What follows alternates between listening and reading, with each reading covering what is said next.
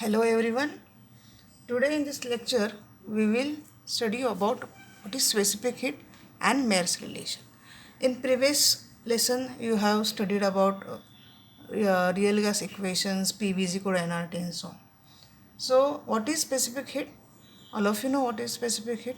Specific heat capacity is the amount of heat required temperature by 1 degree Celsius. That means we are supplying some energy to the gas. Here we will talk only about gases. Now there are we define two specific heat. First specific heat at constant volume we will denote it as CV. CV is the specific heat at constant volume. CP is specific heat at constant pressure. In Maier's relation we will derive or we will obtain a relationship between CV and CP. Now let us consider ideal gas which has one mole such that it is enclosed in a cylinder. Okay, now here see in this diagram, this is container. This container contains gas and this piston we have applied here. Piston, this piston is frictionless and airtight. Okay, now P is the pressure of the gas, V is the volume of the gas and T is the temperature of the gas. Now what we did here, we didn't move this piston so that volume will remain constant. Okay, so the gas is heated so that its temperature rises by dt. dt is change in its temperature, but volume remains constant because what we do not have done anything with piston, so we do not have move piston so that our volume remains constant. Now dq1 is amount of heat supplied to the gas. Okay, de is internal energy of the gas. Heat here work done is 0. Why? Because we didn't move piston, so we didn't have done we have not done any work done, so work done is 0. And here volume is also constant. Now all of we know what is first law of thermodynamics.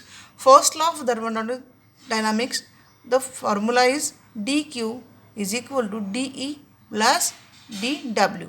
De is the internal energy and dw is work done. Now since work done is 0, we will write is at dq1. Here we will write dq1 since we are defining dq1 for this first case. So dq1 is equal to de since dw is 0. Also by the definition of specific heat, we will write cv is equal to dq upon dt since definition of specific heat is amount of heat required to raise the temperature by 1 degree Celsius. So Cv is equal to dq upon dt. So I can write dq is equal to Cv into dt. Now again take this formula, dq1 is equal to, we will substitute Cv dt in above equation. So dq is also equal to Cv dt, which is also equal to de. All this as equation number 2. Now second case, the gas is heated to same temperature at constant pressures. Now see here what we did here, to be pressure constant, we moved pistons at some distance so that pressure will remain constant. Here volume will change, so change in volume is what, dV is equal to change in volume, and amount of heat supply is here dq2.